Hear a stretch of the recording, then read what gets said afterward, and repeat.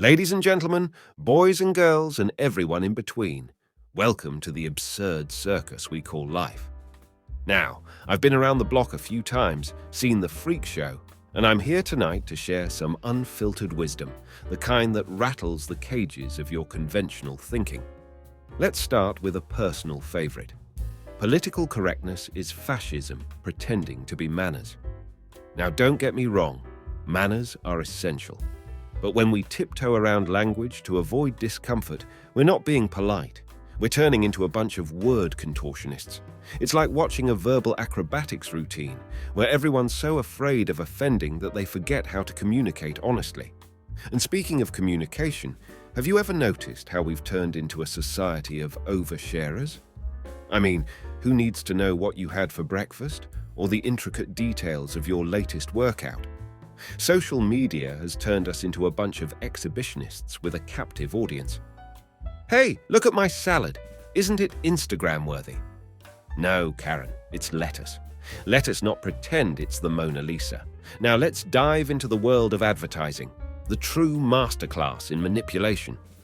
Have you ever seen a commercial that tells you the honest, unvarnished truth about a product? Of course not.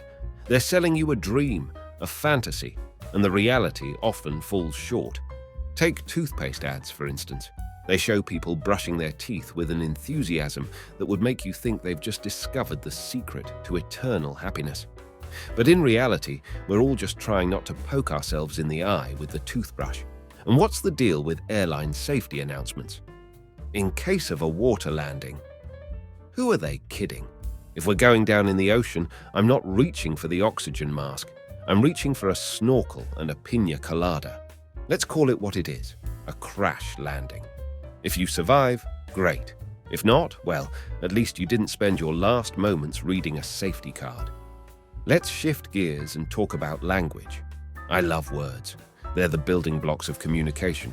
But we've turned into a society obsessed with euphemisms. We've got soft language for everything.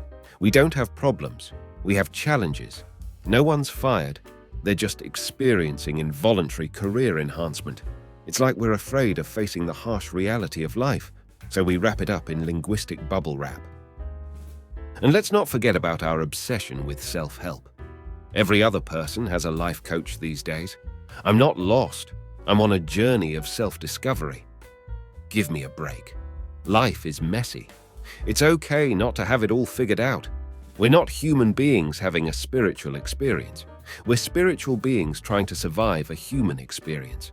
So let's embrace the chaos and stop pretending we have it all together. Now, let's talk about the environment.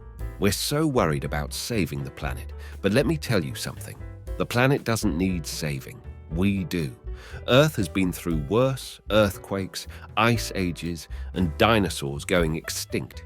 Mother Nature is just shaking us off like a bad case of fleas. We're not destroying the planet. We're just making it uninhabitable for ourselves.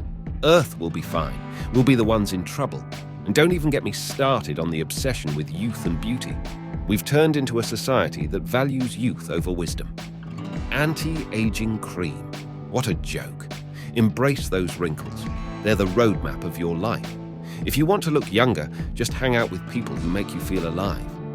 No cream can match the radiance of genuine laughter and the sparkle in the eyes of someone who's lived a life well lived. Let's take a moment to talk about education. We've turned our schools into factories, churning out obedient workers instead of nurturing creative thinkers. Memorization is not education. It's regurgitation. We're so focused on standardized testing that we forget to teach kids how to think for themselves. We're raising a generation of parrots, not thinkers. And what's the deal with the obsession with security? We're so afraid of the boogeyman that we're willing to sacrifice our freedom. Those who would give up essential liberty to purchase a little temporary safety deserve neither liberty nor safety, as good old Ben Franklin said. We've become a society that's so afraid of the unknown that we're willing to trade our freedom for the illusion of security. It's like we're living in a constant state of paranoia. In conclusion, folks, life is a carnival of absurdities.